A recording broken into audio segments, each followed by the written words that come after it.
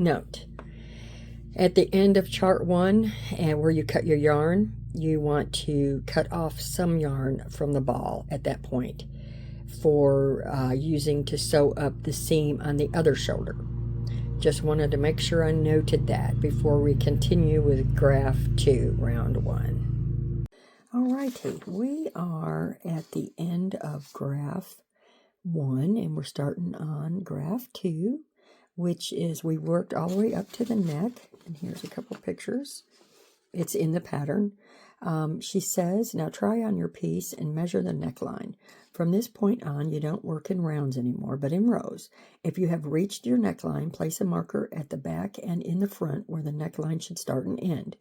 And she wrote, I have separated 5 strips of chains and left them blank. And then she had cut the yarn and starting anew. So I did the same. I did 5 chains in between my 2 markers. Here's a marker. And then the other one is 5 over right there. So we attach and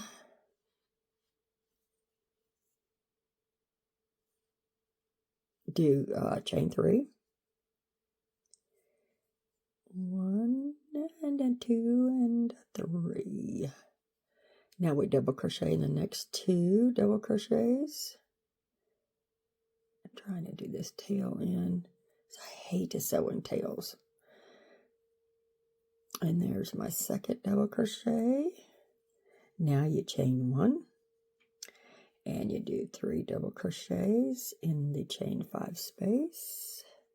1, 2, 3. Comes my assistant, chain 1. Now we do 3 double crochets in the 3 double crochets, or in one of each of the next 3, however you want to word it. So you're doing 3 double crochets with a chain 1 in between. 3 of them goes in the chain 5 space, 3 of them goes in the prior double crochets. And you have it for round 1.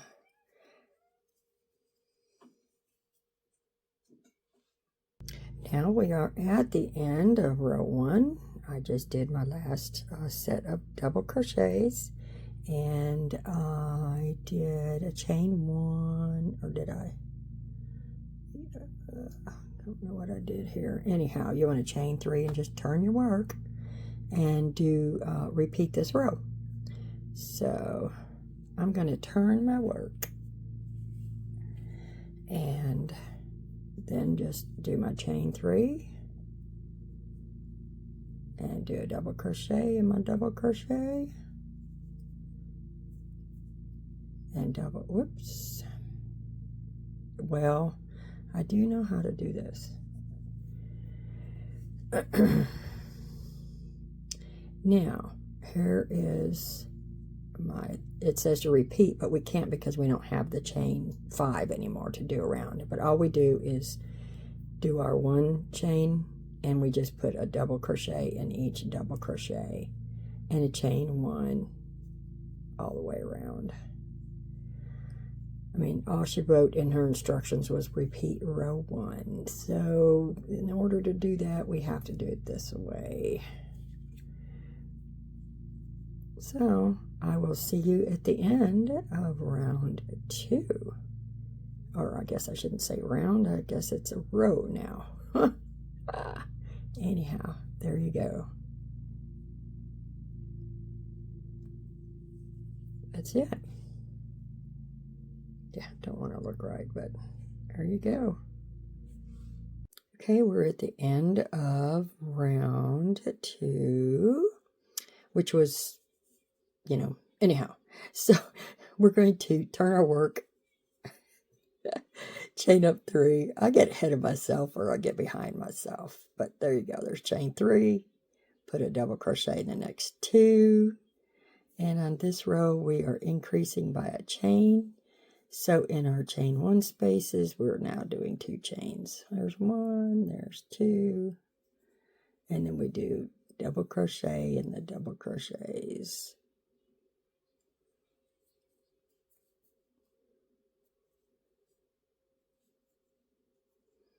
and chain 2. And that's just the repeat all the way around.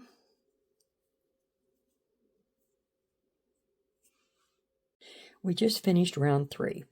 The next 2 rows are exactly the same.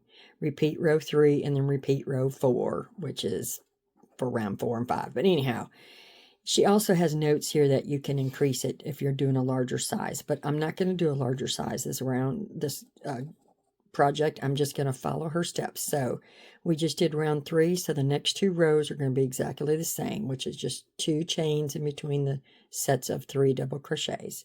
So I'll meet you back at round 6.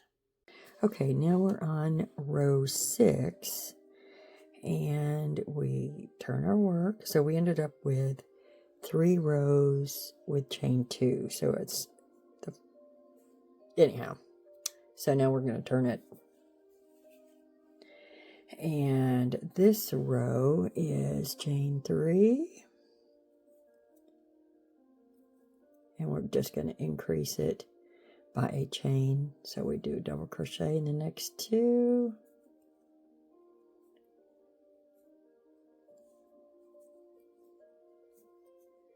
And then we do 3 chains here, since we've been doing 2 chains. And we keep doing this, increasing by a chain every round until it fits, when we try it on, just up to just past your cleavage. It's written in the pattern the size you want it to be, or the gauge you want to use. But I am not increasing it or making it bigger or anything in any way. So we'll see how this comes out. I'm going to do this 1 row and then try it on. And if it doesn't, as her instructions say, we'll just add another chain and do another round till it fits the way we want it to.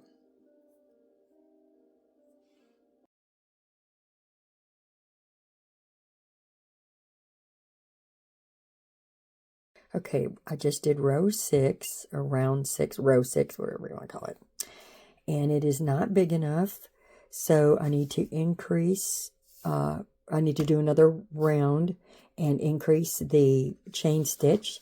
And she says in her instructions, from row 6 on, increase your number of chains by working 4 or even 5 chain between the groups of double crochet until you have reached the middle of your cleavage and your first breast is just covered. So that's what we're aiming for. And I just did row 6, so I got to do 1 more row, and I'll have to do 4 chains in that one. So I turn to my work, I do my beginning chain 3. Now I double crochet, and each double crochet in the chain space you want to do 4, because we did 3 on the last row, and then 3 double crochets. So after we get done with this row, I'll try it on and see if it meets the requirements, and we'll go from there. But there you go. That's 4 chains now.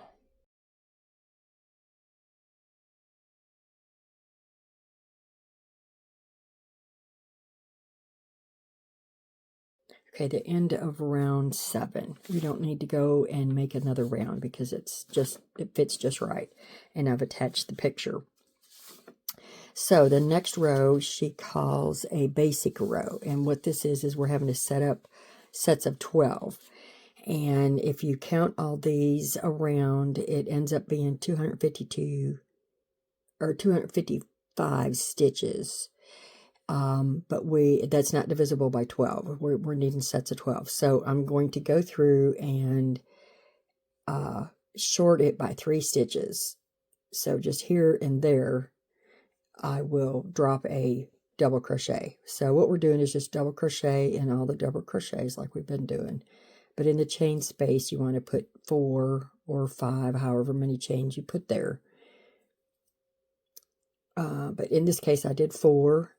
But in order to total a number divisible by 12. Like I said, I need to drop 3 stitches. So as we go along, I'll just make 3 in my little chain space here instead of 4 in, you know, periodically. I'll do 1 in the front, 1 in the middle, and 1 in the back. So the total number of stitches around will be divisible by 12. Anyway, there you got it. Just double crochet along.